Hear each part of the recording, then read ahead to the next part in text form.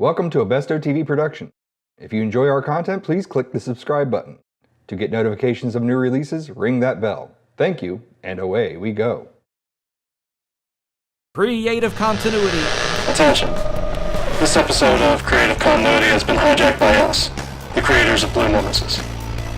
We hope you enjoy. We bring the convention to you. With the awesome Steve Scott, and his partner in crime is James Maddox. Blue Nemesis starts with a group of astronauts who are searching the cosmos for a new experiences. What happens to them is they crash land on a barren planet. There's no hope of any rescue. Their ship is completely destroyed, and they're feeling hunger and pain and thirst and loneliness. And just when they've had enough, they decide that they haven't had enough. So, not to give too much away of the story, but death is not the easy way out. What sort of sci-fi has influenced you to write this really sci-fi, really outer world story, man? I like grim tales. From the very beginning, I've always told grim tales. So dealing with sci-fi, I knew it had to be something that had science fiction elements, but for the most part was just a tale of hard-hitting humanity trying to survive. Now, how'd you guys pair up together? My business partner, Eric Watkins, and we go to shows all over the place with Broken Icon Comics, and Eric had started up a conversation with Steve, and they had become friends just by going to comics and sharing a love of comic books and art. And I was talking about Blue Nemesis to Eric, and he was like, I think I got the perfect guy to talk to about this. That was me, I guess. Yes. What about his writing? What about the whole concept? Initially, it was just meeting James and sensing his drive and just he's just an amazing guy. He's inspirational by himself. We talked about the kind of project that I would want to work on, the page count, the type of the feel of where we want to pitch a story to. And he said, look, I've been thinking about this idea, this science fiction tale. We didn't even have the name at the time. We were bumping around names at the time. And I said, man, this is right up my alley. It's a science fiction, psychological drama. It reminds me a lot of like an extended, intelligent episode of The Twilight Zone, which I love The Twilight Zone. I'm a big fan of that. We both are. We share in that. And in addition to this story, he set me up with a whole Bible history of where this is going to go afterwards, where it can possibly go, which I fell in love with as well. But it was just everything that I ever wanted to do comics was wrapped up into one with the script he sent me, with what he gave me. I enjoy science fiction. It wasn't really the superheroes that got me into this. It was science fiction, Star Wars, Battlestar Galactica, the science fiction anthologies, the EC comics. He has it all wrapped up in this story. I mean, you want to tell an intelligent story, and you want to tell a story that will appeal to a lot of people, and I mean, that's the goal, is to both get readers who like, really good in-depth stories that you could read and reread and find different things. I mean, that was a major thing of getting Steve involved, because I needed an artist who could show that kind of emotion and the kind of details that we're putting into every page, really. Between the ships, between the alien ships and the human ships, between the type of technology that we want. I needed someone who could differentiate their style and change it over to be a completely different style within the page, depending on which race you're going with. And we have that. And we have what I think, obviously I'm going to pat myself on the back, but I think we have a really good story.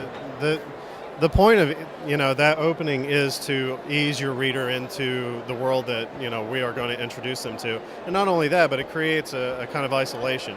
So even though we do have big ideas of carrying the story on, for as long as the readers will have it, we wanted to tell a self-contained story in 50 pages, and we've done that. And just to add to what he's saying, I'm a firm believer with any story that if you don't have compassion and an idea of your characters, a really true grasp of who the characters are, and can relate to them in some way, shape, or form. And I'm here to tell you of the astronauts that are stranded on this planet. There's a little bit of something in everybody that either we know a person like it, or we have a little bit of that in ourselves. It may be courage, it may be fear, it may be, there's any number of it, of feelings and emotions that people can actually adhere to and relate to. And if we didn't have that in there, it to me would not be a successful story. But I mean, on the first pass on a script, it was a successful script. Typically movies would go through several passes of changes and corrections and rewrites to get it down pat. That was, I think we added like 1 or 2 lines he decided to add later. He said, you know what, I'm going to add these lines in here. And that was about it. That was the only thing we needed. So I think that's an important aspect of this story. One of the things I did with this story is I even told James when I first got the script, I said, I want to try something different.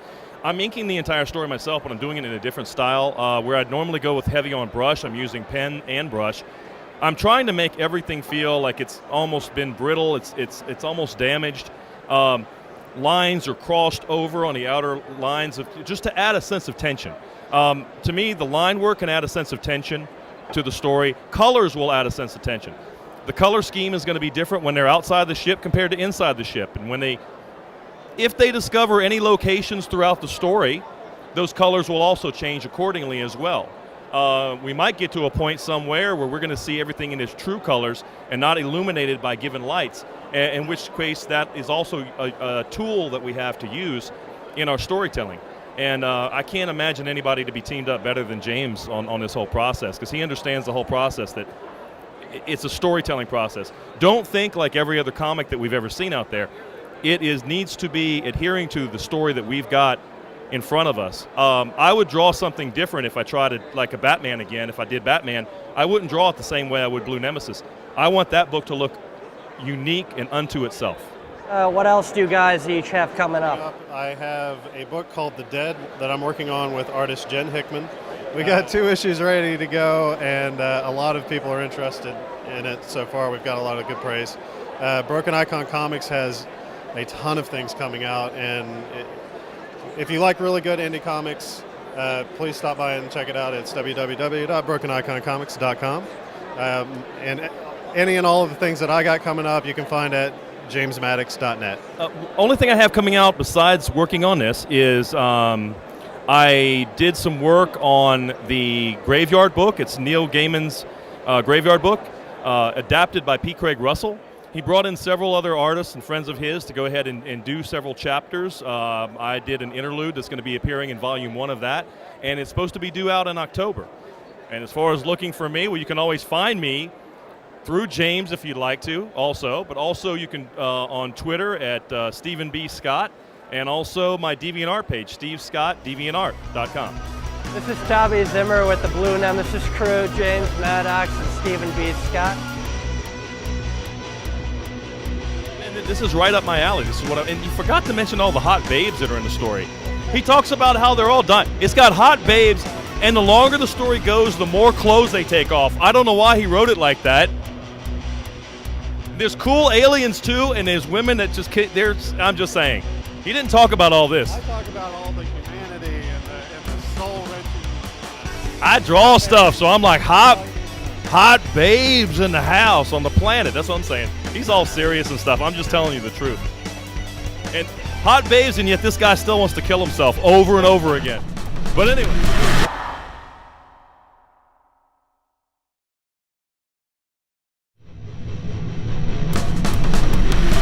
Watch Creative Continuity, Cartoons, Con Rewind, Mr. Lobo Does, and more on this channel. Creative Continuity. We bring the convention to you.